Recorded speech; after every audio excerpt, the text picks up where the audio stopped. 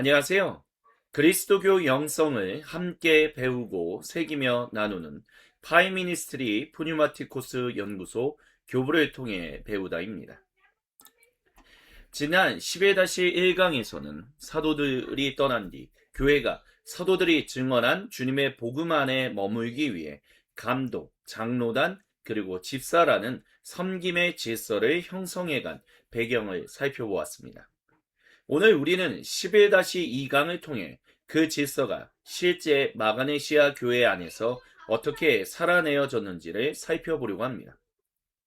오늘 그림의 한가운데에는 젊은 감독이 서 있습니다. 그러나 그는 혼자 두루마리를 붙들고 있지 않습니다. 그의 곁에는 연륜 있는 장로들과 집사가 있고 그 뒤에는 공동체가 함께 서 있습니다. 이 장면은 이번 강의가 다룰 질문을 보여줍니다.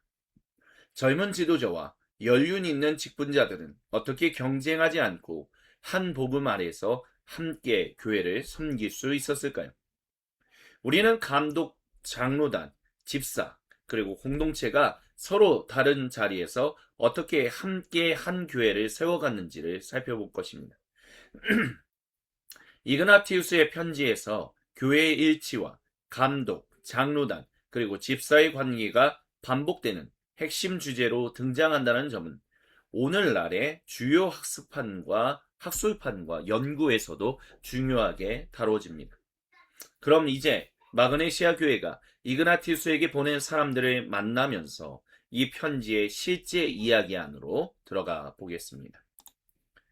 마그네시아서는 이름 그대로 마그네시아 교회 공동체에 보낸 편지입니다. 그렇다면 먼저 이 마그네시아가 어디에 있었는지를 잠시 살펴볼 필요가 있습니다. 이곳은 소아시아 서부, 곧 오늘날의 튀르키예 서부 지역에 있던 고대 도시였습니다. 조금 더 정확하게 말하면 흔히 마그네시아 아들 마이안드룸이라고 부르는 도시로 마이안드로스강 유역에 자리하고 있었습니다. 에베소에서 내륙 쪽으로 들어간 지역이라고 생각하면 이해하기 쉽습니다. 여기서 한 가지 조심할 점이 있습니다. 고대에는 마그네시아라는 이름을 가진 도시가 두 곳이 있었습니다. 우리가 지금 다루는 도시는 마그네시아 아들 시펠룸이 아닌 마그네시아 아들 마이안두룸이라는 점을 구분해 두는 것이 좋습니다. 이 도시에 구세주 예수님을 주님으로 고백하는 공동체가 세워져 있었습니다. 마그네시아는 지도 위에만 존재했던 도시가 아니었습니다. 그곳에는 이미 구세주 예수님을 믿고 함께 주님을 예배하는 교회 공동체가 있었습니다.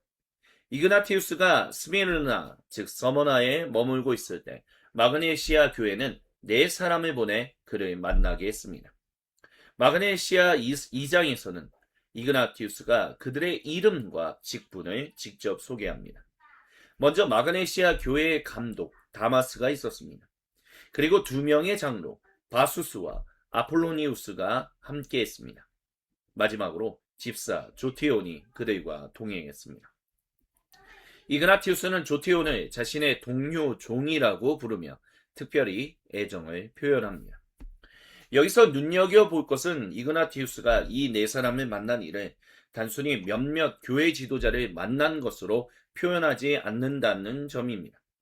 그는 다마스와 장로들 그리고 집사를 통해 마그네시아 교회 전체를 본 것처럼 말합니다. 4사람이 자기 교회의 삶과 믿음 그리고 공동체의 관계를 품고 이그나티우스 앞에 섰던 것입니다. 이 장면은 초기 교회의 직분이 개인적인 명예나 독립된 지위가 아니었다라는 사실을 보여줍니다. 감독, 장로들, 그리고 집사는 각자 따로 움직이는 사람들이 아니라 함께 한 지역교회를 대표하고 섬기는 사람들이었습니다. 한 교회가 4사람의 얼굴을 통해 이그나티우스를 찾아왔습니다. 그런데 이 대표단에는 한 가지 눈에 띄는 특징이 있었습니다. 감독 다마스가 장로들보다 훨씬 젊어 보였다는 점입니다. 마그네시아 교회를 대표하여 이그나티우스를 찾아온 4사람은 방금 전에 말씀드렸던 것처럼 4사람이었습니다. 그런데 이 대표단에서 특별히 눈에 띄는 사람이 바로 감독 다마스입니다. 이그나티우스가 그의 업적이나 뛰어난 능력을 길게 소개했기 때문이 아닙니다. 다마스가 감독으로서는 상당히 젊었기 때문입니다. 다마스의 정확한 나이는 알려지지 않았습니다. 그러나 마그네시아서 3장에서 이그나티우스는 그의 젊음과 젊어 보이는 외양을 거듭 언급합니다. 그러므로 다마스가 공동체 안에서 실제로 젊은 지도자로 인식되고 있었다는 점은 분명해 보입니다. 이그나티우스는 마그네시아 교회에 이렇게 권면합니다. 여러분의 감독이 젊다는 것을 이용하지 말고 하나님 아버지의 능력을 따라 그에게 합당한 모든 존중을 돌리십시오 라고 말합니다. 우리는 이 말을 흔히 젊다고 가볍게 여기지 말라로 옮길 수 있습니다. 그런데 마이크 홈스의 번역과 윌리엄 스웨덴의 주석을 살펴보면 이그나티우스의 표현은 마음속으로 젊은 감독을 얕보지 말라라는 정도보다 조금 더 적극적인 내용을 담고 있습니다. 그의 젊음을 약점으로 삼지 말라는 것입니다. 그가 젊다는 이유로 그의 책임을 무력화하거나 자기 마음대로 다룰 기회로 이용하지 말라는 뜻입니다. 어쩌면 마그네시아 교회 안에는 이런 생각이 있었을지도 모르겠습니다. 그가 감독이라고 해도 우리보다 젊지 않은가? 우리가 그보다 교회를 더 오래 섬기지 않았는가? 삶의 경험이 적은 젊은 사람이 우리 공동체를 제대로 이끌 수 있을까? 물론 이그나티우스는 누군가 실제로 이런 말을 했다고 기록하지는 않습니다. 그러므로 이것을 역사적 사실로 단정할 수는 없습니다. 다만 그가 굳이 다마스의 젊음을 언급하고 그것을 이용하지 말라고 권면한 것을 보면 나이와 직분 사이에 어느 정도의 긴장이 생길 가능성을 의식하고 있었던 것으로 보입니다.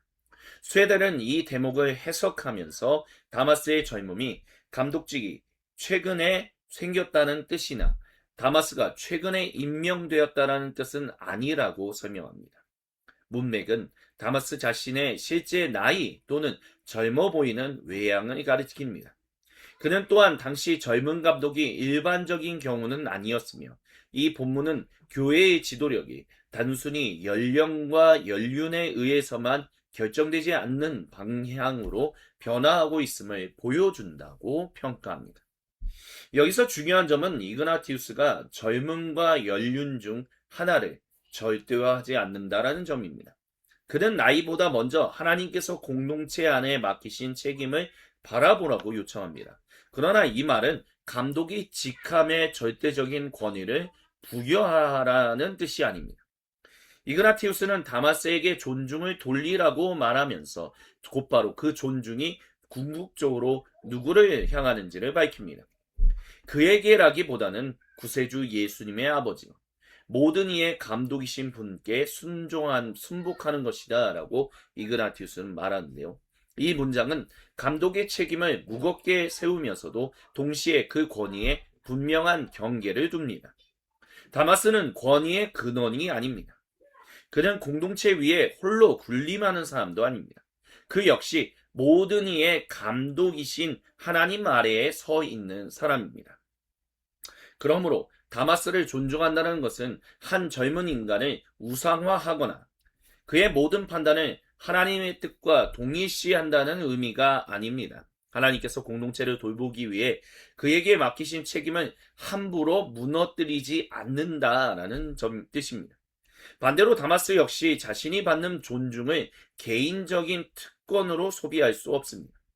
그의 권위가 하나님에게서 맡겨진 책임이라면 그 권위는 하나님의 성품과 목적을 드러내는 방식으로 사용되어야 합니다.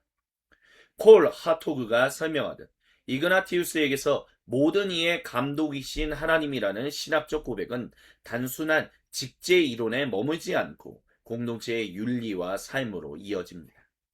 이그나티우스의 신학과 윤리는 분리되지 않습니다. 그는 이어서 마그네시아 교회가 겉으로만 감독을 인정하는 태도도 경계합니다. 눈앞에는 다마스를 감독이라고 부르면서 실제 공동체의 삶에서는 그와 아무 관계도 없이 행동한다면 그것은 진실한 순종이 아니라는 것입니다. 눈에 보이는 감독을 속이는 것처럼 행동할 수 있을지는 몰라도 사람의 숨은 마음을 아시는 보이지 않는 하나님을 속일 수는 없습니다. 그래서 그는 곧바로 이렇게 말합니다. 그리스도인이라 불리는 것만이 아닌 실제로 그리스도인이 되어야 한다라고요. 이제 젊은 감독의 문제는 단순한 교회 행정의 문제가 아닙니다. 그리스도인이라는 이름과 실제 삶이 일치하는가를 묻는 성경적 영성의 문제가 됩니다.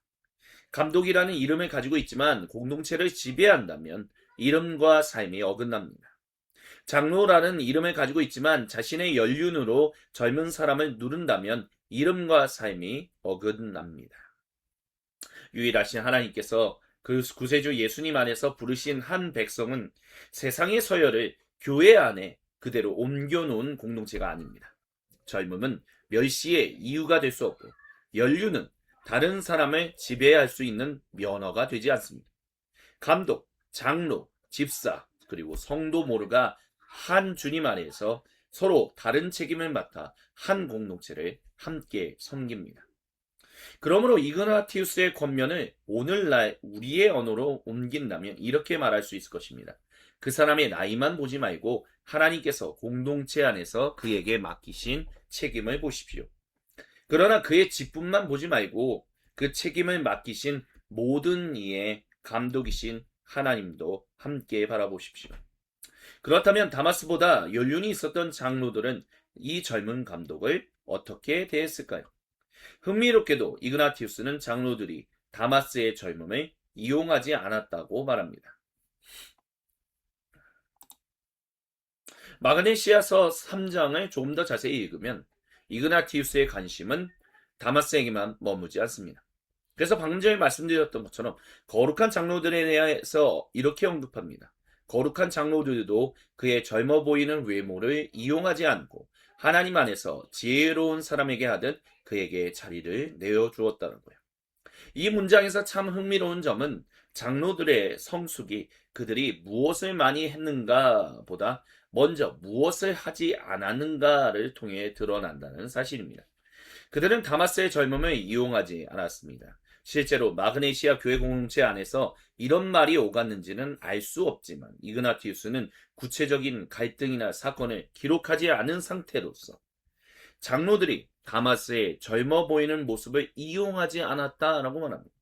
그 이유는 아마 이것일 겁니다. 나이, 경험의 차이가 공동체 안에서 영향력의 경쟁으로 변화의 가능성을 의식하고 있었음을 아마 보여준다라고 할 수 있을 것입니다. 장로들은 다마스보다 나이가 많았을 가능성이 높고 교회를 섬긴 경험도 더 많았을 것입니다. 하지만 이그나티우스는 그들이 그 경험을 젊은 감독의 책임을 약화시키는 도구로 사용하지 않았다고 칭찬합니다. 이것은 장로들이 아무 의견도 말하지 않았다, 수동적으로 따라갔다는 것을 의미하지 않습니다. 이그나티우스는 장로단을 불필요한 직분으로 여기지 않았습니다. 그는 뒤이어 장로단을 사도들의 회의에 비유하며 마그네시아 교회가 감독, 장로단, 그리고 집사가 함께하는 질서 안에서 살아가기를 권면합니다. 따라서 장로들이 다마스에게 자리를 내어주었다는 말은 자신의 책임을 포기했다라는 말이 아니라 오히려 그들이 자신의 책임을 경쟁적으로 행사하지 않았음을 보여줍니다. 그들은 다마스를 하나님 안에서 지혜로운 사람으로 바라보았습니다. 이 표현이 중요합니다. 이그나티우스는 다마스를 단순히 직함을 가진 젊은 사람으로 묘사하지 않았듯 장로들을 그들의 나이만 본 것이 아니라 그들에게 맡겨진 책임과 하나님 안에서 드러나는 지혜를 함께 보았습니다. 그래서 방금 전 우리가 공동체가 젊은 지도자를 무엇으로 판단하는가에 대해서 살펴봤다면 오늘 우리의 이야기, 지금 이 슬라이드의 질문은 이것입니다. 연륜이 있는 사람은 자신이 가진 경험과 영향력을 어떻게 사용하는가입니다. 경험은 소중합니다. 오래 살아오고 오래 섬기면서 얻은 지혜는 젊은 세대가 짧은 시간에 대신할 수 없는 공동체의 자산입니다. 그러나 경험이 많다는 사실만으로 그 경험이 자동으로 미덕이 되지는 않습니다. 경험은 사람을 더 온유하게 만들 수도 있지만 더 완고하게 만들 수도 있습니다. 연륜은 다른 사람을 기다려주는 인내가 될 수도 있지만 내가 해봐서 안다라는 말로 새로운 가능성을 막는 힘이 될 수도 있습니다. 그래서 연륜은 우리는 이렇게 말해야 합니다. 연륜은 쌓인 시간이고 미덕은 그 시간을 사랑으로 사용하는 방식이라고. 돈 라이트 목사님은 그리스도인의 미덕을 단순히 좋은 의도를 품는 것으로 설명하지 않습니다. 미덕은 수많은 작은 선택과 반복된 실천을 통해 형성되며 결정적인 순간에 그 사람의 제2의 본성처럼 드러나는 성품이라고 말합니다. 이 미덕의 관점으로 마그네시아 교회의 장로들을 바라보면 그들의 태도는 단순히 예의나 일시적인 양보를 넘어섭니다. 그들은 자신의 경험을 어떻게 사용할 것인지 선택해야 하는 순간에 경쟁보다 협력을 선택했고 자기 영향력보다 공동체의 질서를 선택했으며 자신들이 인정받는 것보다 젊은 감독이 맡겨진 책임을 잘 감당하도록 돕는 길을 선택했습니다. 이것이 바로 훈련된 겸손입니다. 겸손은 자신이 가진 경험을 부정하지 않습니다. 지혜가 있는데도 아무 말도 하지 않는 것이 아닙니다. 겸손은 자신이 가진 지혜와 영향력을 다른 사람을 작게 만드는데 사용하지 않는 성품입니다. 그리고 이것은 관대함이기도 합니다. 관대함은 단순히 물질을 나누는 것만이 아닙니다. 다른 사람이 성장할 공간을 내어주고 자신이 모든 것을 통제하지 않아도 공동체가 무너지지 않을 것이라고 믿으며 하나님께서 다른 사람을 통해 일하실 가능성을 열어두는 것입니다. 마그네시아 교회의 장로들은 젊은 다마스를 경쟁자로 대하지 않았습니다. 그들은 자신의 연륜을 이용해 다마스를 밀어내지 않고 그가 자신의 책임을 다 감당할 수 있도록 함께 섬겼습니다. 그렇다고 다마스 혼자 교회를 이끌도록 내버려 둔 것도 아닙니다. 감독, 장로단, 그리고 집사는 서로를 대체하는 사람들이 아니라 서로 다른 책임을 가지고 한 교회를 세워가는 사람들이었습니다.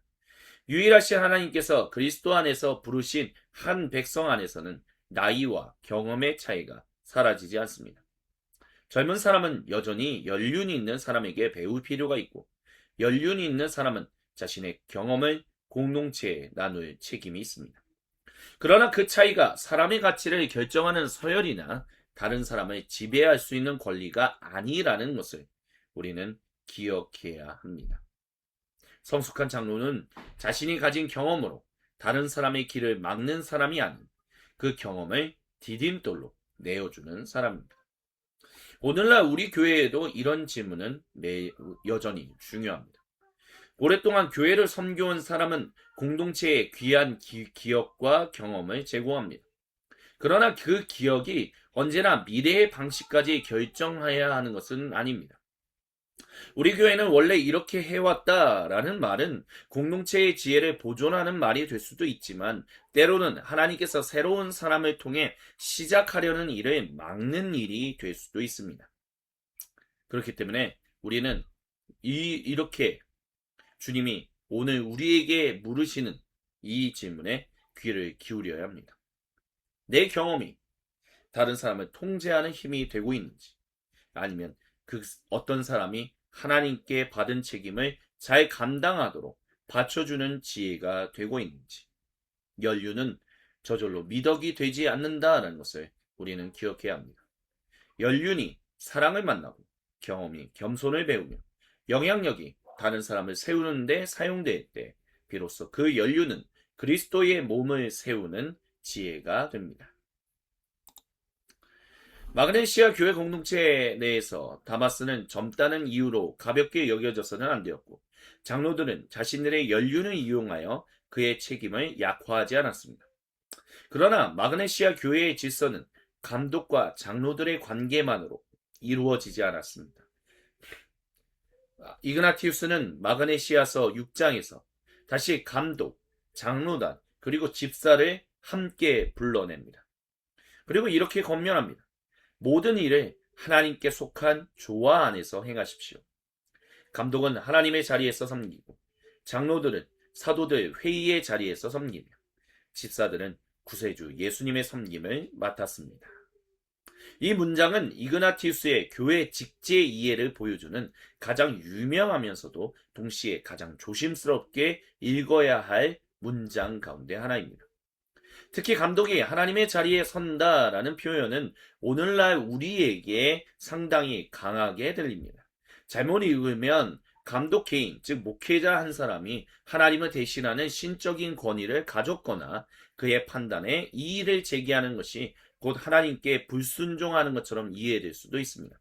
그러나 이그나티우스가 여기에서 말하려는 핵심은 직분자 개인에게 신적인 본질을 부여하는 것이 아니라 오히려 본받는 모형처럼 읽어야 한다는 것을 보여줍니다.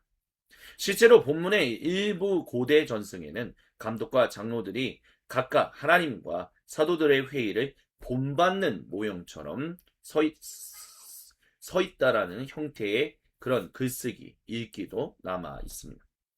또한 윌리엄 쉐델은 이그나티우스가 사용한 여러 비교를 검토하면서 이것은 하늘의 위계가 땅의 직제 안에 그대로 복제되었다라는 식으로 엄격하게 읽어서는 안 된다라고도 지적합니다. 이그나티우스가 강조하는 점은 한 직분자가 하나님이나 사도들의 존재를 자기 안에 독점적으로 소유한다라는 의미가 아닙니다. 오히려 그는 하나님과 그리스도, 사도들 사이에서 볼 수 있는 조화로운 관계의 질서를 교회의 관계가 반영해야 한다라고 말합니다. 쇠델의 표현을 빌리면 여기서 비교되는 것은 한 인물과 다른 한 인물의 동일성이 아닌 하나의 조화로운 관계망과 또 다른 조화로운 관계망입니다. 그러므로 감독이 하나님의 자리에서 섬긴다는 말은 감독이 하나님처럼 군림한다는 뜻이 아닌 하나님께서 공동체를 돌보시고 하나로 모으시는 일을 가시적으로 섬길 책임을 맡았다라는 의미로 읽어야 합니다. 마찬가지로 장로단이 사도들 회의의 자리에서 섬긴다는 점도 그들이 새로운 사도가 되었다는 말이 아닌 사도들이 증언한 주님의 복음을 증언하고 기억하며 함께 분별하고 공동체가 그 증언 안에 머물도록 돕는 책임을 가졌다는 뜻입니다. 집사들이 구세주 예수님의 섬김을 맡았다는 말 역시 집사를 단순히 행정 보조자나 실무자로 축소하지 못하게 만듭니다. 그들의 섬김은 공동체의 구체적인 필요에 응답함으로써 사람들 가운데 오셔서 자신을 내어주신 구세주 예수님의 섬김을 드러내는 일이었습니다. 그래서 세 직분에는 각각 다른 책임이 있습니다. 감독은, 즉 목회자는 흩어지기 쉬운 공동체를 한 복음 안으로 모으는 책임을 맡습니다. 장로단은 사도들이 증언한 복음 안에서 공동체가 지혜롭게 분별하도록 돕습니다. 집사는 그 복음이 구체적인 돌봄과 섬김의 모습으로 몸을 입도록 합니다. 그러나 우리가 여기서 한 가지 더 중요하게 보아야 할 점이 있습니다. 이 세 직분은 각자의 역할만 잘 수행하기만 되는 그런 독립된 부서가 아닙니다. 감독은 장로단 없이 혼자 교회를 세울 수 없고, 장로단은 감독의 역할을 무력화하면서 공동체를 건강하게 이끌 수 없습니다. 감독과 장로들이 아무리 좋은 결정을 내려도 그 복음이 구체적인 섬김으로 이어지지 않는다면 공동체의 삶은 완성되지 않습니다. 그래서 각 지부는 서로 다른 직분을 필요로 합니다. 그리고 바로 그 필요 때문에 직분은 단순한 업무 분담을 넘어 성품이 형성되는 관계의 자리가 됩니다. 감독이 혼자 모든 것을 결정할 수 없다면 그는 장로들의 지혜를 경청하는 법을 배워야 합니다. 장로들이 자신들의 경험만으로 공동체를 움직일 수 없다면 그들은 젊은 감독과 협력하고 자신의 영향력을 절제하는 법을 배워야 합니다. 집사가 단순한 지시 수행자가 아니라 그리스도의 섬김을 맡은 사람이라면 그는 눈에 잘 띄지 않는 자리에서도 자신의 섬김이 얼마나 귀한지를 배워야 합니다. 그리고 공동체는 어느 한 직분만 높이고 다른 직분을 가볍게 여기지 않습니다. 대신 각 사람에게 맡겨진 서로 다른 은사와 책임을 존중하는 법을 배워야 합니다. 이런 의미에서 우리는 마그네시아 교회의 직분을 그리스도의 성품을 배우는 학교라고 말할 수 있을 것입니다. 물론 이 표현은 이그나티우스가 직접 쓴 말은 아닙니다. 그러나 그의 교회론을 오늘날 우리의 언어로 풀어낼 때 매우 유익하다라고 말씀드릴 수 있겠습니다. 학교에는 혼자서는 배울 수 없는 것들이 있습니다. 책을 읽어서 겸손의 뜻을 알 수는 있지만 실제로 다른 사람의 말을 들어야 하는 관계가 없다면 겸손은 성품으로 형성되기 어렵습니다. 사랑을 정의할 수는 없지만 나와 생각과 사랑을 정의할 수는 있지만 나와 생각과 경험이 다른 사람을 기다려야 하는 상황이 없다면 사랑은 추상적인 말로 남기 쉽습니다. 그래서 직분은 자신이 가진 능력을 증명하는 자리가 아니라 다른 사람 없이는 자신도 온전할 수 없다는 사실을 배우는 자리입니다. 감독은 장로와 집사를 통해 자신이 전부가 아님을 배웁니다. 장로들은 젊은 감독을 통해 경험이 곧 최종 권위를 뜻하지 않는다라는 사실을 배웁니다.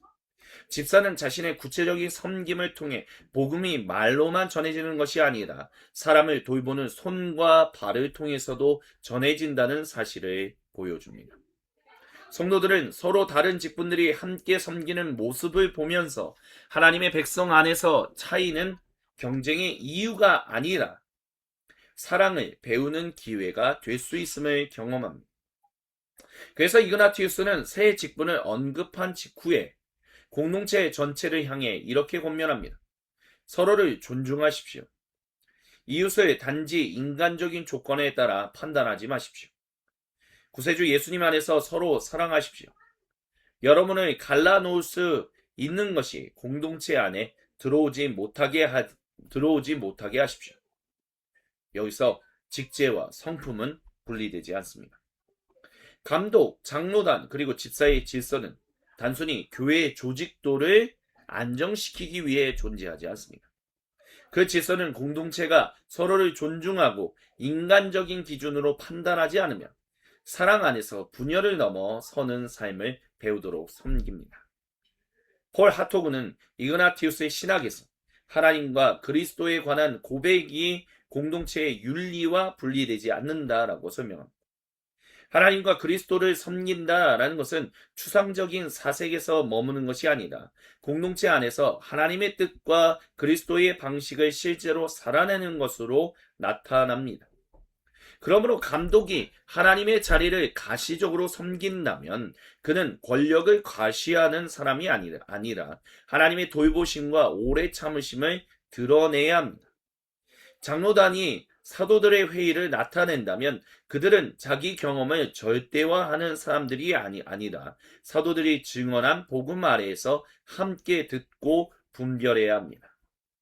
집사들이 구세주 예수님의 섬김을 맡았다면 그들은 단지 지시를 수행하는 사람들이 아니라 자신을 내어주신 그리스도의 성품을 구체적인 삶으로 보여주어야 합니다. 이처럼 직분의 이름과 그 직분이 나타내야 할 성품이 분리될 수 없습니다.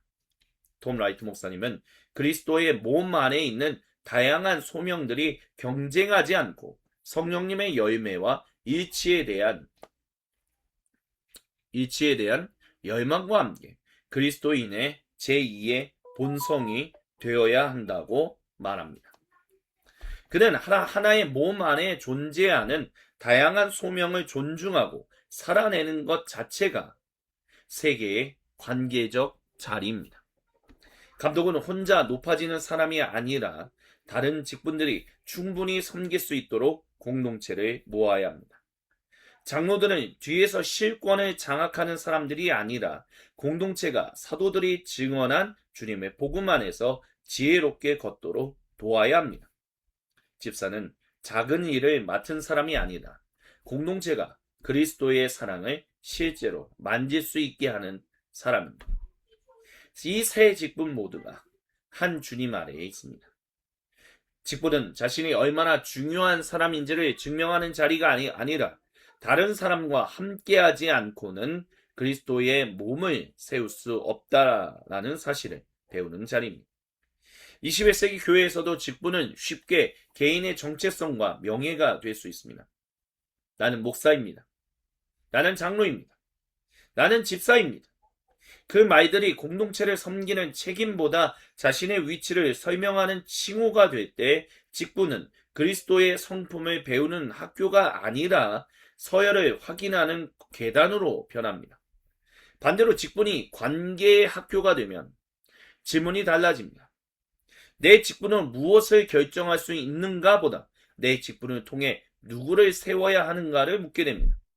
내 권한은 어디까지인가 보다 나에게 맡겨진 책임은 무엇인가를 묻게 됩니다. 왜 사람들이 나를 인정하지 않는가 보다 나는 다른 사람의 은사와 책임을 얼마나 인정하고 있는가를 묻게 됩니다. 마그네시아 교회의 감독, 장로단, 그리고 집사는 이렇게 서로 다른 일을 하면서도 한 교회를 세웠습니다. 이렇게 하나됨은 모두가 같은 역할을 맡는 것이 아닙니다.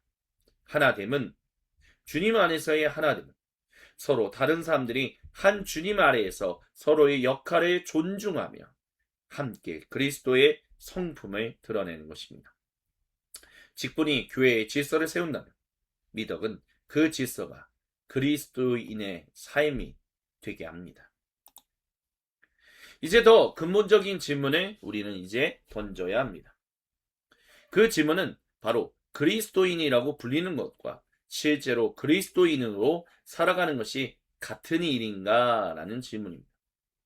이그나티우스는 마그네시아서 4장에서 매우 짧지만 강렬한 문장을 남깁니다. 그러므로 우리는 그리스도인이라고 불리기만 할 것이 아니라 실제로 그리스도인이 되어야 한다라고 말합니다. 고대 그리스어 본문은 두 동사를 선명하게 대조합니다. 먼저는 칼레이스하입니다. 이것은 분리다라는 뜻을 가지고 있습니다. 두 번째는 에이나입니다. 존재하다, 실제로 그러한 사람이 되다라는 의미를 가지고 있습니다. 그리스도인이라는 이름은 소중한 이름입니다. 그것은 우리가 구세주 예수님께 속한 백성으로 부름받았다는 사실을 나타냅니다. 그러나 이름은 삶을 대신할 수 없습니다. 그리스도인이라는 명칭을 가지고 있지만 삶의 방식은 그리스도와 아무 관계가 없을 수 있습니다. 직분의 이름은 가지고 있지만 그 직분이 나타내야 할 성품과 책임은 거부할 수도 있습니다. 이그나티우스가 이 말을 한 직접적인 맥락도 바로 이것입니다. 그는 어떤 사람들이 감독을 감독이라고 부르면서도 실제로는 감독과 상관없이 모든 일을 처리한다고 지적합니다.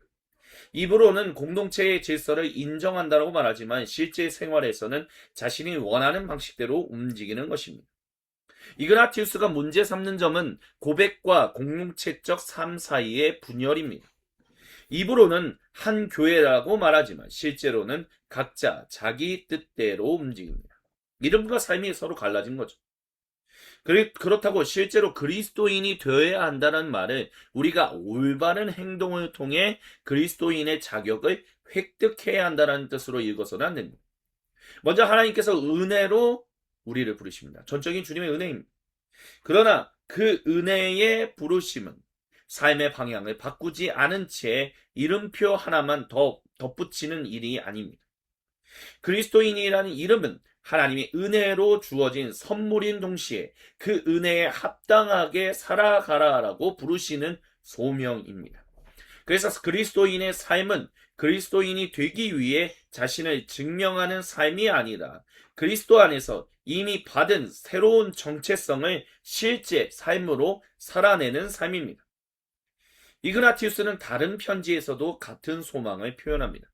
그는 로마 교회에 자신을 위해 기도해달라고 편지를 보내면서 자신이 그리스도인이라고 말로만 불리는 사람이 아니라 실제로 그리스도인으로 드러나기를 원한다고 말합니다.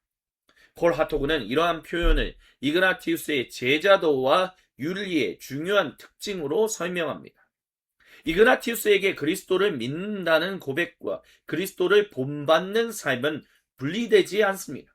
바로 이 지점에서 이그나티우스의 문장은 유진 피터슨이 강조한 성경적 영성과 깊이 만납니다. 피터스 목사님은 그리스도인의 삶을 설명하면서 일치성, 영어로는 congruence라는 단어를 사용했습니다. 그는 오랜 목회 생활을 돌아보며 자신이 설교 강단에서 말하는 복음과 실제로 목회하는 방식 사이에 깊은 틈이 생겼던 경험을 고백합니다.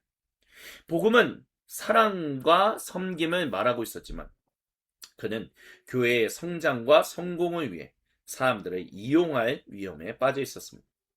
신학적인 신념은 바뀌지 않았지만 그 신념을 이루라는 방법이 그리스도의 방식과 어긋나고 있었던 것입니다. 그래서 피터스 목사님은 이후 한 사람의 말과 삶이 온전히 일치하는 모습을 보면서 성경적 영성의 중요한 핵심을 발견했습니다. 그는 그리스도인의 삶을 이렇게 설명합니다. 그리스도인의 삶은 목적과 방법, 우리가 하는 일과 그 일을 하는 방식, 성경에 기록된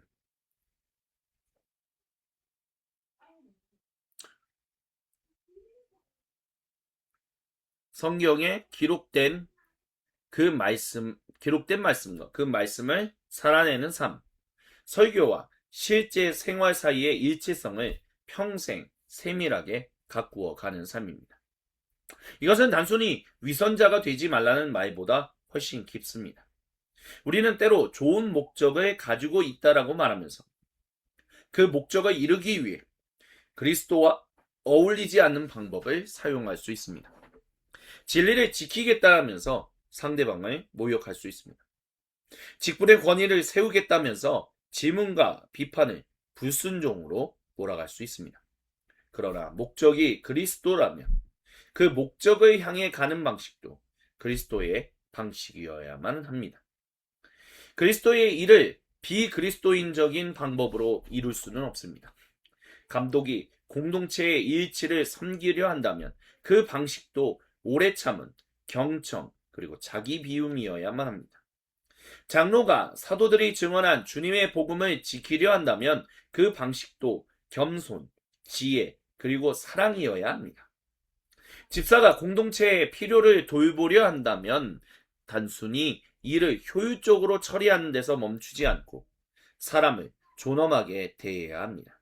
그리고 성도가 진리를 고백한다면 그 진리는 말의 내용뿐만 아니라 사람을 대하는 태도와 갈등을 풀어가는 방식에서도 드러나야 합니다. 성경적 영성은 우리의 내면에만 머무는 영성을 말하지 않습니다. 성경적 영성은 우리가 믿는 복음이 권력을 사용하는 방식, 다른 세대를 대하는 태도, 갈등 속에서 말하는 방식, 사람을 돌보는 방식, 보이지 않는 자리에서 책임을 감당하는 방식 등등 그 안에서 실제로 몸을 입는 것입니다. 피터스 목사님은 이를 말씀이 육신이 되신 구세주 예수님과 그 말씀이 우리의 육신과 일상 속에서 사라지는 것 사이의 일치라고 표현합니다. 이 점에서 마가네시아서 4장의 문장은 성경적 영성의 핵심을 아주 정확하게 붙듭니다. 그리스도인이라는 이름이 그리스도인의 삶으로 몸을 입어야 합니다. 이 일치성은 개인적인 진정성만을 뜻하지 않습니다. 오늘날 우리는 내 생각과 행동이 일치한다는 말을 흔히 자기다운 삶이나 개인적인 진실성 정도로만 이해합니다. 그러나 이그나티우스가 말하는 그리스도인의 삶은 혼자 자신의 신념에 충실한 삶을 말하지 않습니다. 오히려 이것은 공동체의 관계를 말합니다. 마그네시아서에서 이름과 삶의 불일치는 공동체의 관계 안에서 드러납니다. 감독을 인정한다라고 말하면서도 공동체와 무관하게 행동하고 하나의 교회를 공동체를 고백하면서도 함께 모이는 질서를 가볍게 여기며 그리스도인이라고 부르면서도 다른 사람들과 실제로는 분열된 삶을 사는 것이 문제였습니다. 그러므로 이그나티우스가 말하는 일치성은 이렇게 표현할 수 있습니다. 내가 고백하는 그리스도와 내가 공동체 안에서 사람을 대하는 방식이 하나가 되는 것. 유지 목사님 역시 성령적 삶을 고립된 개인의 프로젝트로 설명하지 않습니다. 그는 공동 예배 안에서 노래하고 기도하며 세례와 성찬을 나누는 삶이 가정과 삶의 현장, 일상과 대화의 만남으로 뻗어나가야 한다고 말합니다. 그는 교회를 개인들의 집합이 아닌 서로 다른 지체들이 그리스도를 머리로 삼아 유기적으로 연결된 몸으로 묘사합니다. 그러므로 그리스도인이라는 이름은 주일 예배에 참석하는 동안만 사용하는 이름이 아닙니다. 교회 안에서는 친절하지만 가정에 성경에서는 폭력적으로 말한다면 이름과 삶 사이에 틈이 생깁니다. 섬김을 말하지만 직분을 이용해 사람을 통제한다면 이름과 삶 사이에 틈이 생깁니다.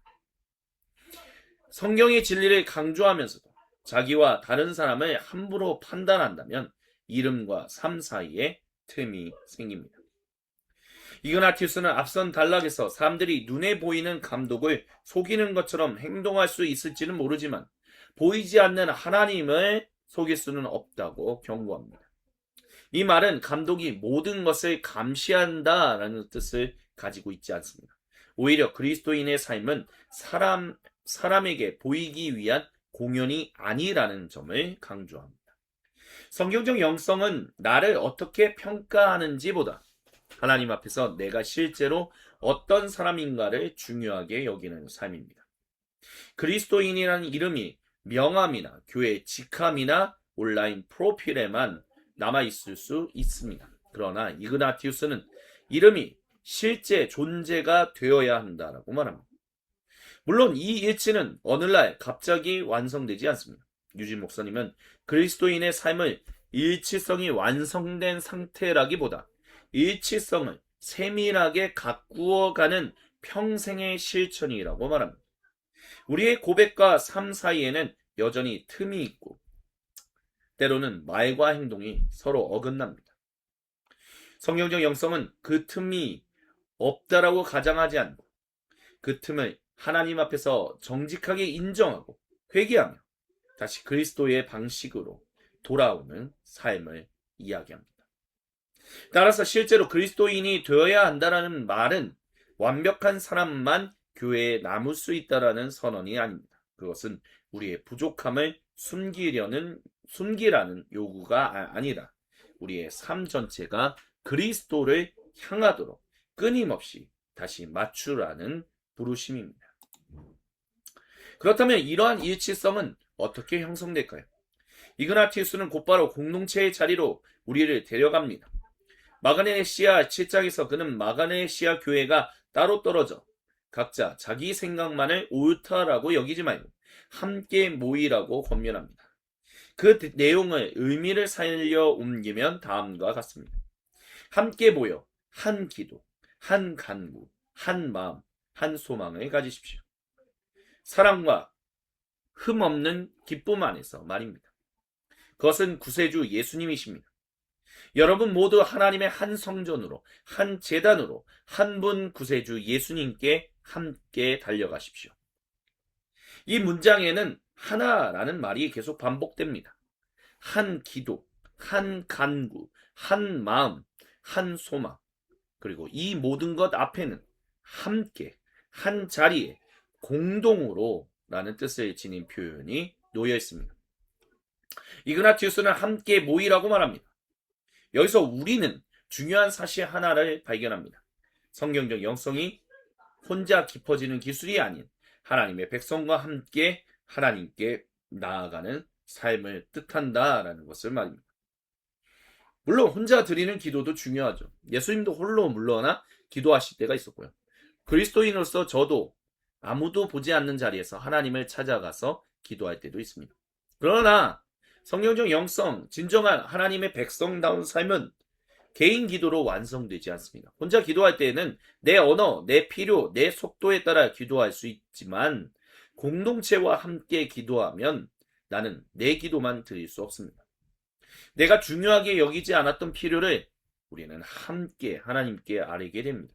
그래서 공동 기도는 단지 여러 사람이 같은 시간에 각자의 기도를 드리는 일이 아닙니다.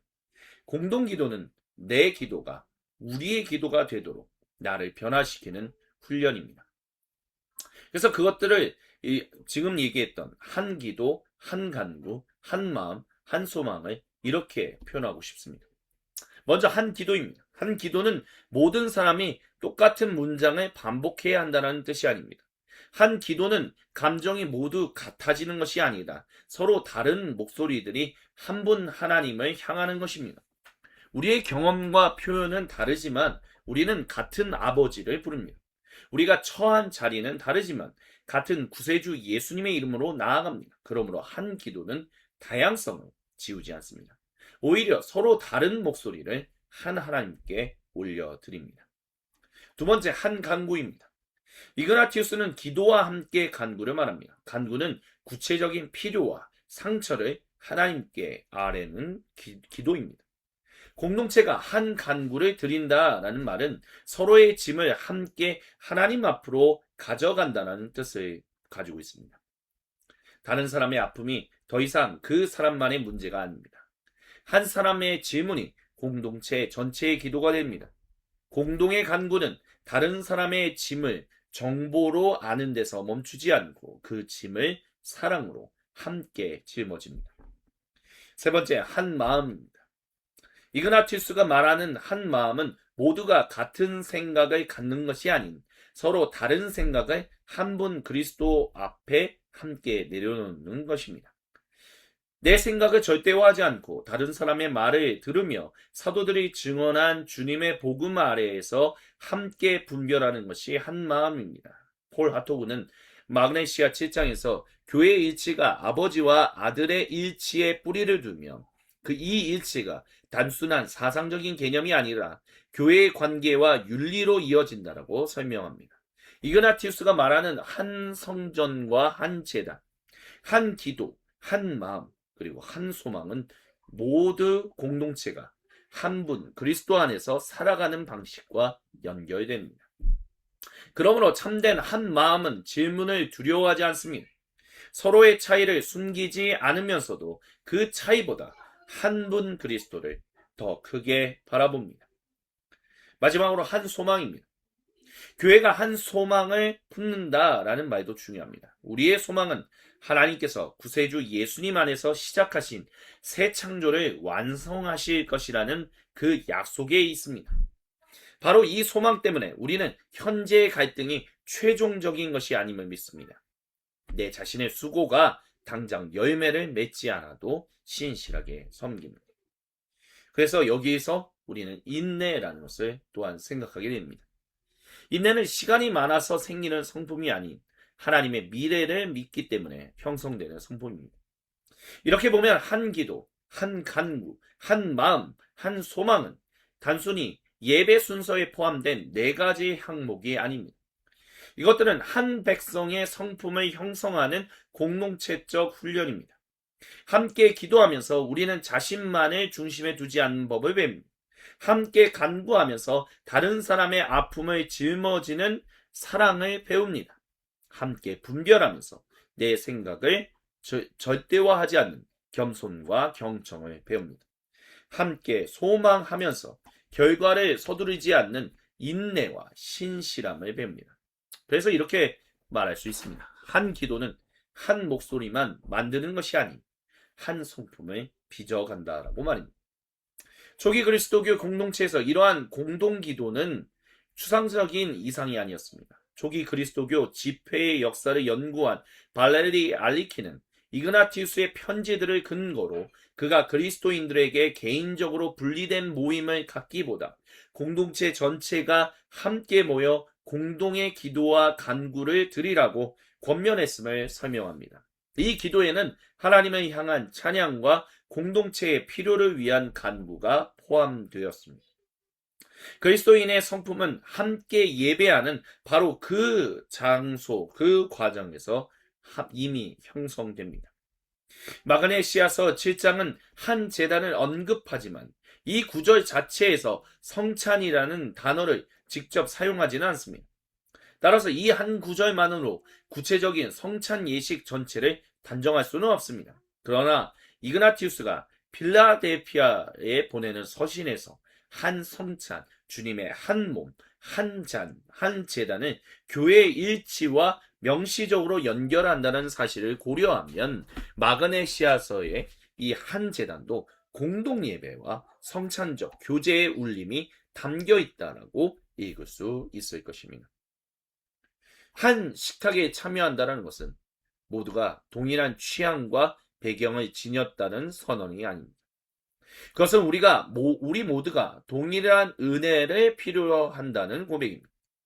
한 제단 앞에서는 누구도 자기 공로를 들고 더 높은 자리에 설 수 없습니다. 그러므로 공동예배는 단순히 이미 성숙한 사람들이 모여 자신들의 신앙을 표현하는 시간이 아닙니다. 교회는 미덕을 이미 갖춘 사람들이 모이는 장소가 아니라 함께 기도하고 예배하며 그리스도의 성품을 배워가는 공동체입니다. 톰 라이트 목사님의 미덕과 연결해서 말한다면 한 번의 특별한 감동보다 반복되는 작은 실천들이 사람의 성품을 형성합니다. 우리가 한 번 다른 사람을 위해 기도했다라고 해서 곧 사랑의 사람이 되지는 않습니다. 그러나 우리가 매주 함께 모여 다른 사람의 이름을 부르고 같은 복음을 듣고 자신의 죄를 고백하며 한 소망을 노래하는 일을 반복하면 그 실천은 조금씩 우리의 반응과 선택을 바꾸어 갑니다. 사랑, 겸손, 인내가 위기의 순간에 갑자기 하늘에서 떨어지지 않는다라는 것. 공동체 안에서 수많은 작은 선택들을 통해 점차 우리의 제2의 본성처럼 형성된다라는 것을 우리는 잊지 말아야 합니다. 공동 예배는 마술이 아닙니다. 예배에서 고백한 말씀이 우리의 관계와 습관과 삶의 현장으로 이어져야 합니다. 우리가 이미 살펴본 것처럼 고백과 삶이 하나가 되어야 합니다. 그러나 바로 그렇기 때문에 우리는 예배를 포기하지 않습니다. 우리는 이미 완성되지 않았습니다. 우리는 계속해서 복음에 의해 다시 맞추어져야만 하기 때문에 모입니다. 성경적 영성은 공동체 없이도 완성될 수 있는 개인 프로젝트가 아니라고 강조합니다. 공동체는 우리의 부족함을 드러내는 자리이지만 동시에 그 부족함이 그리스도의 성품으로 변화되는 자리입니다. 이그나티우스가 말하는 일치의 중심에는 감독, 장로단, 그리고 공동체의 분위기도 있지 않습니다. 그 중심에는 항상 한 분 구세주 예수님이 계십니다. 그가 한 기도, 한 간구, 한 마음, 한 소망을 말한 뒤 모두가 한 성전과 한 제단을 향하여 한 분 구세주 예수님께 함께 달려가라고 권면합니다. 교회의 일치는 한 사람의 영향력으로 만들어지지 않고 오히려 모두가 한 분 그리스도께 함께 달려갈 때 주어집니다. 오늘 우리의 예배도 이 질문 앞에 서 있습니다. 우리의 기도는 공동체 전체의 아픔과 소망을 품고 있습니까?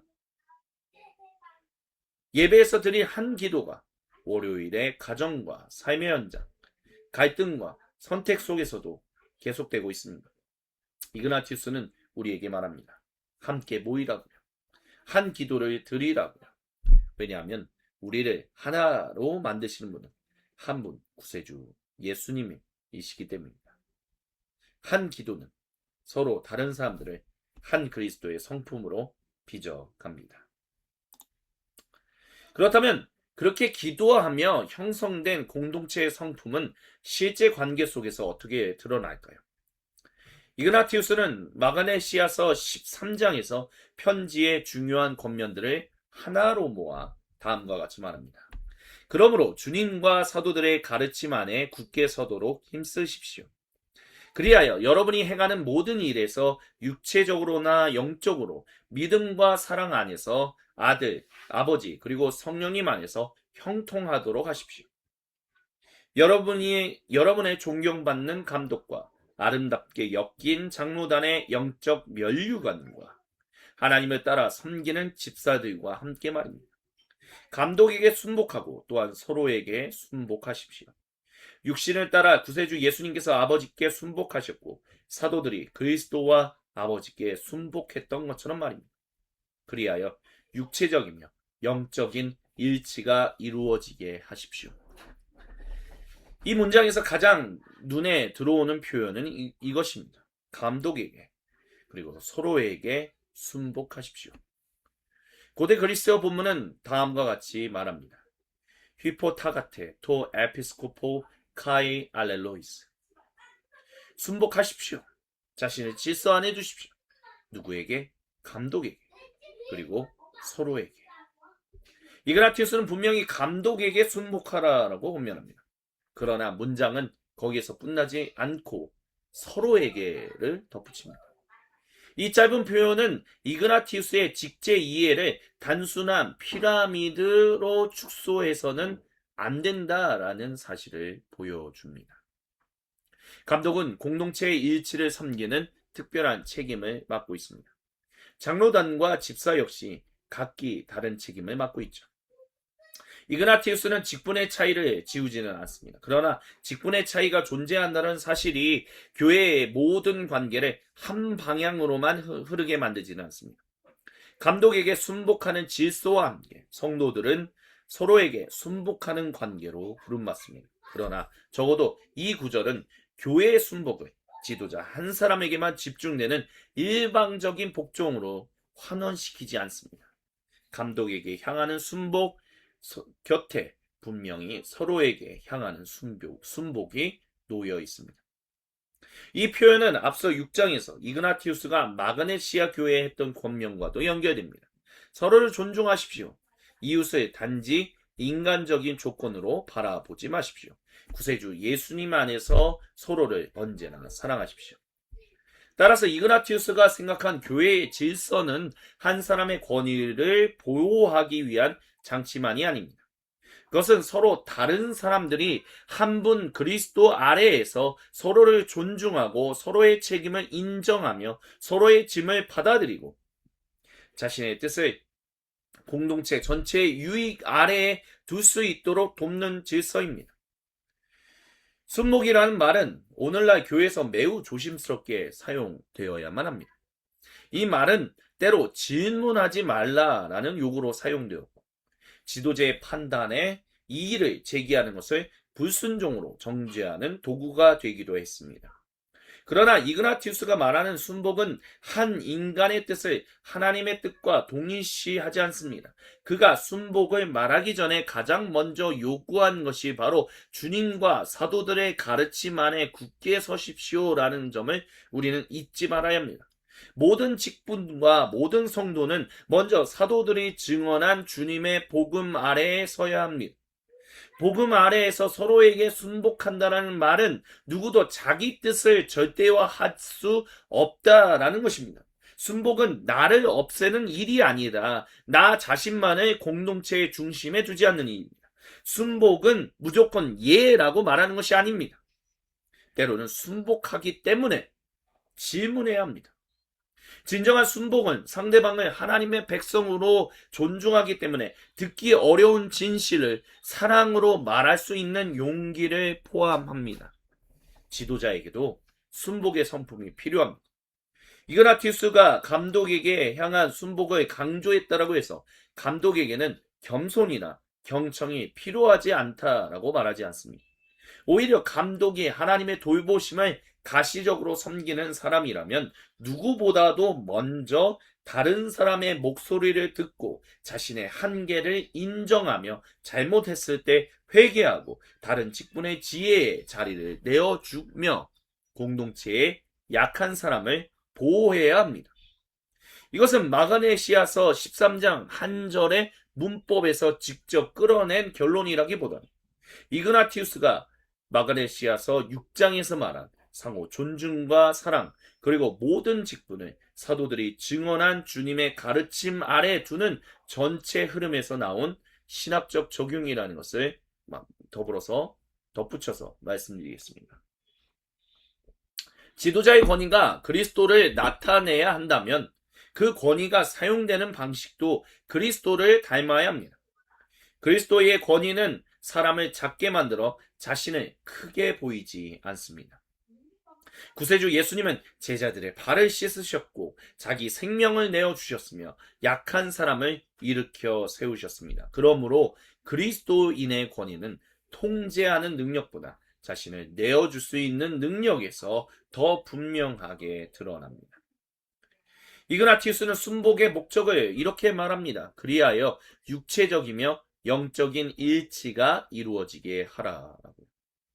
폴 하토그는 이그나티우스가 사용하는 육체와 영이라는 결합이 그리스도인의 삶 전체, 곧 외적인 행동과 내적인 존재를 함께 가리키는 포괄적인 표현으로 사용된다고 설명합니다. 이그나티우스가 바라는 일치는 사람의 일부가 아닌 삶의 모든 차원에서 이루어지는 일치였습니다. 순복은 단지 조직을 움직이기 위한 기술이 아닙니다. 그것은 겸손, 경청, 인내, 그리고 용기를 반복적으로 훈련하는 그리스도인의 미덕입니다.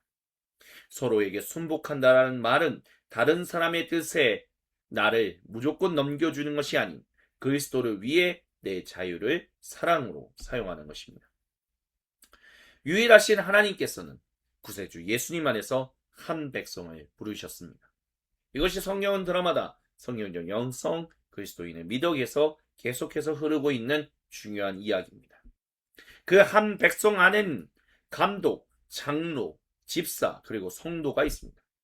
젊은 사람과 연륜 있는 사람이 있고 서로 다른 경험과 은사를 가진 사람들이 있습니다. 하나됨은 이 차이를 없애지 않습니다. 각 사람은 서로 다른 책임을 맡지만 모두가 한 분 주님께 속하고 같은 은혜로 살아갑니다. 이 순복은 모두가 똑같은 역할을 하는 수평적인 무질서도 아니고 한 사람만의 뜻이 아래로 전달되는 수직적인 통제도 아닙니다. 그것은 서로 다른 책임들이 한 분 그리스도 아래에서 사랑으로 연결되는 관계의 질서입니다. 토머스 로즈는 마그네시아서의 일치 언어를 분석하면서 이그나티우스가 바른 가르침과 공동체적 일치를 긴밀하게 연결한다라고 설명합니다. 감독, 장로단, 그리고 집사가 함께하는 질서, 감독과 서로에게 향하는 순복, 그리고 육체적, 영적 일치는 별개의 주제가 아니라 하나의 조화로운 공동체를 그리는 마지막 그림을 이룹니다. 그렇다면 이와 같은 관계를 살아가는 교회는 세상에 어떤 모습을 보여줘야 할까요? 이 질문은 단지 교회를 어떻게 효율적으로 운영할 것이라는 것을 묻는 질문이 아닙니다. 유일하신 하나님께서 구세주 예수님 안에서 부르신 한 백성은 세상의 권력과 다른 어떤 삶을 보여주어야 하는가라는 질문입니다. 이그나티우스는 마그네시아서에서 감독, 장로단, 집사의 차이를 없애지 않았습니다. 근데 이 차이가 사람의 가치를 결정하는 서열이 아니다라고도 말씀을 드렸죠. 교회의 하나됨은 차이가 더 이상 사람의 가치를 결정하는 계급으로 사용되지 않습니다. 여기서 세상 권력과의 차이점이 드러납니다. 세상의 권력은 흔히 높은 자리에 있는 사람이 얼마나 많은 사람을 움직일 수 있는가로 평가됩니다. 그러나 구세주 예수님께서 보여주신 권위는 무엇을 위해 존재하는가를 새롭게 보여줍니다. 새 창조의 교회는 권력이 사라진 교회가 아니라 권력이 십자가를 통과한 교회입니다. 십자가를 통과한 권력은 자신을 보호하는 힘이 아니라 다른 사람을 살리는 힘이 됩니다.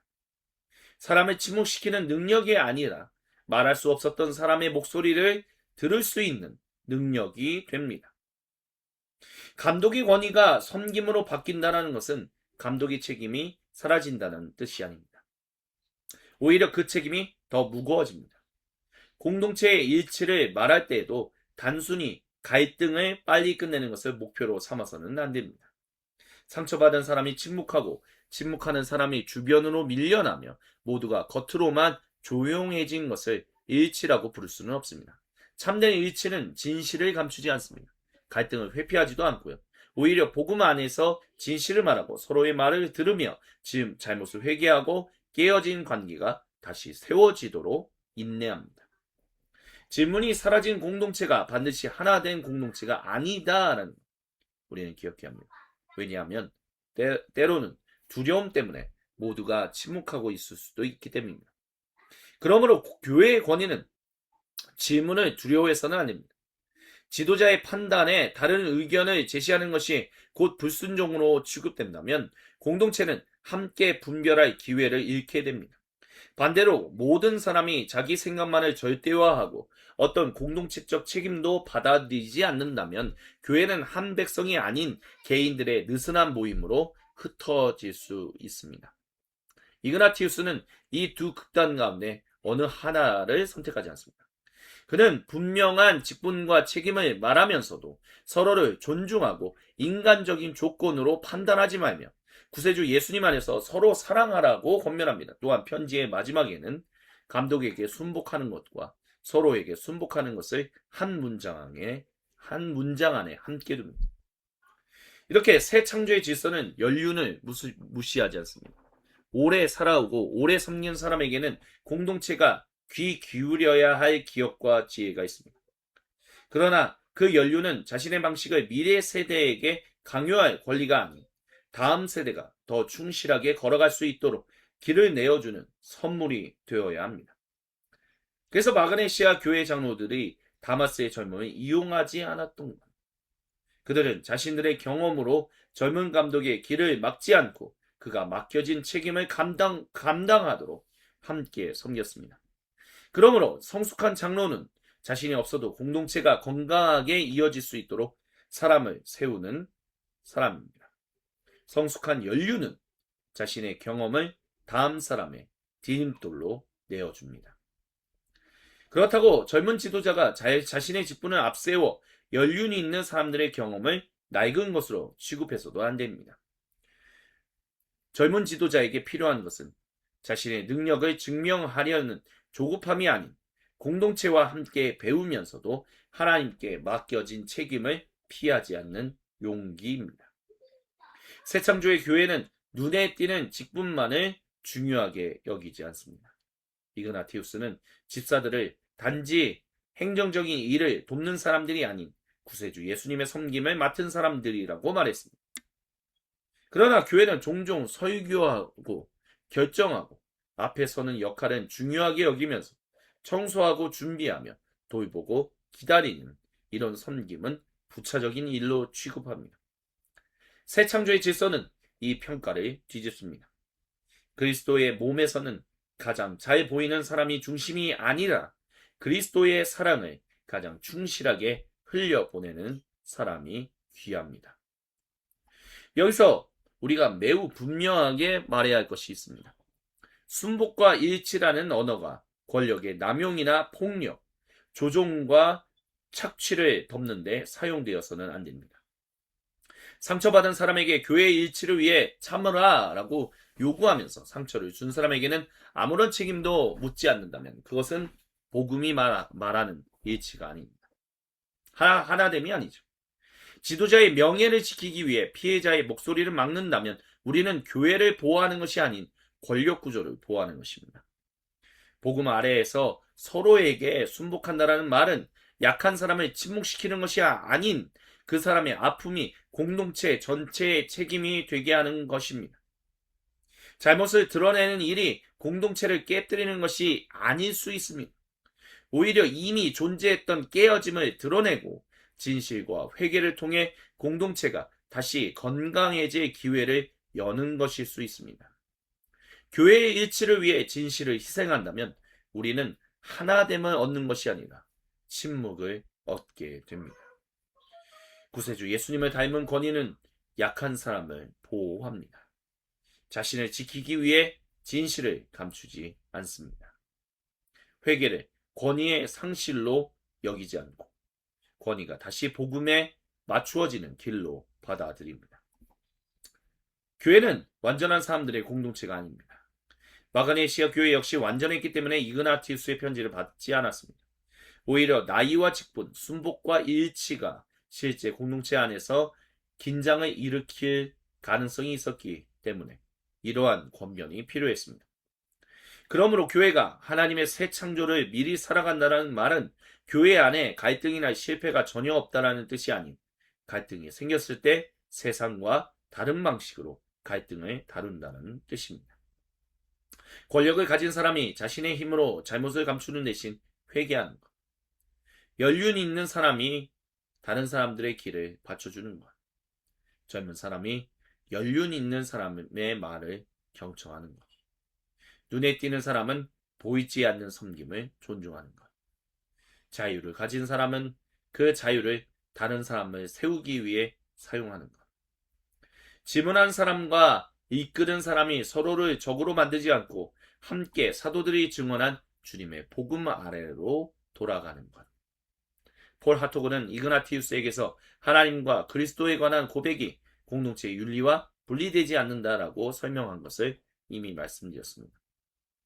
아버지와 아들의 일치, 그리스도를 본받는 삶, 교회의 육체적 그리고 영적 일치는 서로 떨어진 신학 주제가 아닌 실제 공동체의 관계와 행동 안에서 함께 나타납니다. 이그나티우스가 말한 육체와 영의 일치는 그래서 삶의 모든 차원에서 드러나는 일치입니다.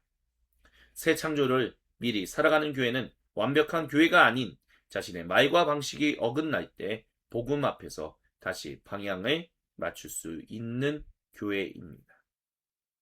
새 창조의 교회에는 차이가 사랑 안에서 서로를 세우는 선물이 되는 교회입니다. 새 창조의 교회는 권위가 그리스도의 섬김을 닮아가는 교회입니다. 새 창조의 교회는 갈등 속에서도 진실, 회개, 그리고 용서를 통해 다시 함께 걸어가는 교회입니다. 직분이 교회의 질서를 세운다면 미덕은 그 질서가 그리스도의 삶이 되게 합니다. 예, 이렇게 오늘 우리는 마그네시아서를 통해 직분에 대한 이야기들을 함께 살펴보았습니다. 그 직분과 관련한 것은 결국 교회의 하나됨이다라는 것, 복음과 긴밀하게 연결되어 있다라는 것도 함께 살펴보았습니다. 그래서 우리가 세 관점을 통해서 계속해서 이야기하고 있는 복음은 결국 유일하신 하나님의 단일 백성을 만들어낸 것, 그리고 그 단일 백성인 것을 계속해서 풍성한 열매를 맺어갈 수 있도록 직분이 주어진 것이다라는 것을 우리는 마가네시아서를 통해서 다시 살펴보았습니다.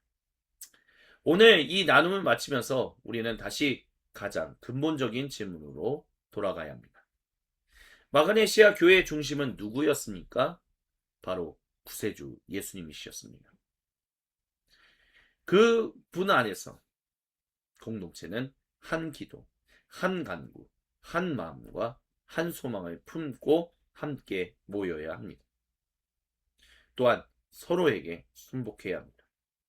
교회의 질서는 서로 다른 책임들이 한 분 그리스도 아래에서 사랑으로 연결되는 관계의 질서입니다. 그 질서가 복음적인 질서인지 우리가 어떻게 할 수 있느냐라고 한다면 우리는 그 질서가 만들어내는 열매를 통해 알 수 있습니다. 좋은 질서는 사람을 그리스도 안에서 살아나게 하는 질서입니다. 그렇기 때문에 우리는 이와 같은 것을 기억하며 사람을 살리기 위해서 직분들이 주어져 있다는 것을 기억해야 합니다. 그리스도인이라고 불리는 것만으로 충분하지 않습니다. 실제로 그리스도인이 되어야 합니다. 우리는 이미 그리스도 안에서 하나님의 백성이라는 이름을 받았습니다. 전적인 주님의 은혜로 주어진 새로운 정체성이죠. 그러나 은혜로 받은 이름은 동시에 우리가 살아가야 할 부르심이 됩니다. 유진 피터스 목사님이 영성은 고백과 삶의 일치성이다라고 말했던 것을 우리는 기억해야 합니다. 그리스도의 일을 하면서 그리스도와 다른 방식을 사용한다면 우리의 목적과 삶은 서로 어긋나게 되었다는 것을 기억해야 합니다. 이러한 공동체는 좋은 말씀을 들었다라고 해서 하루아침에 만들어지지 않습니다. 미덕은, 덕목은 현재의 삶에서 반복적으로 훈련되는 성품입니다. 공동체와 문화는 벽에 붙인 표요보다 사람들이 매일 반복하는 선택으로 만들어집니다. 그래서 21세기 교회는 자주 이런 질문합니다. 누가 지도자가 될 것인가? 누가 결정할 권한을 가질 것인가? 그러나 마그네시아 교회는 우리에게 다른 질문을 던집니다. 누가 누구를 세우고 있느냐라고요. 오늘 우리도 우리 자신에게 질문해야 합니다. 내 연륜이 다음 세대의 길을 막고 있지는 않는지, 내 젊음이 그리고 새로운 생각이 이전 세대를 밀어내는 무기가 되고 있지는 않은지, 내가 맡은 직분이 존중받기 위한 이름으로만 남아있지는 않은지, 내 자유가 누구에게도 책임지지 않기 위한 독립이 되었는지, 나의 경험, 나의 영향력, 나의 말과 나의 결정이 그것으로 인해서 내 곁의 사람들이 더 작아지고 있지는 않은지. 이런 모든 질문들은 결국 하나의 질문으로 모입니다. 나는 하나님께서 내게 맡기신 나이와 경험, 직분과 은사, 권위와 자유를 누구를 세우기 위해 사용하고 있는가? 주님께서 사랑하시는 모든 형제자매 여러분, 한 분 구세주 예수님께 함께 달려가야 합니다. 직분이 교회의 질서를 세우는 게 당연합니다. 그렇다면 미덕인 그 질서가 그리스도인의 삶이 되게 한다는 것을 우리는 잊지 말아야 합니다. 그리고 그리스도의 삶이 공동체 안에 몸을 입을 때 서로 다른 사람들은 한 분 하나님께 속한 한 백성으로 세상 가운데 서게 된다는 것을 우리는 잊지 말아야 합니다. 다음 주 이 시간 11-3강에서는 마그네시아서 8장부터 11장으로 우리가 들어가 보도록 하겠습니다. 이그나티우스가 왜 묵은 누룩을 경계했는지, 안식일과 주님의 날을 어떻게 대조했는지, 그리고 그리스도의 탄생, 고난, 그리고 부활이 교회의 새로운 삶과 어떤 관계를 갖는지를 살펴보겠습니다. 오늘 살펴본 교회의 관계와 질서는 단순한 조직 원리가 아니었습니다. 그것은 죽음에서 생명으로 일으키시는 하나님께서 시작하신 새 창조의 삶을 함께 배우는 질서였습니다. 오늘은 여기까지입니다. 긴 시간 시청해주신 모든 분들께 감사드립니다.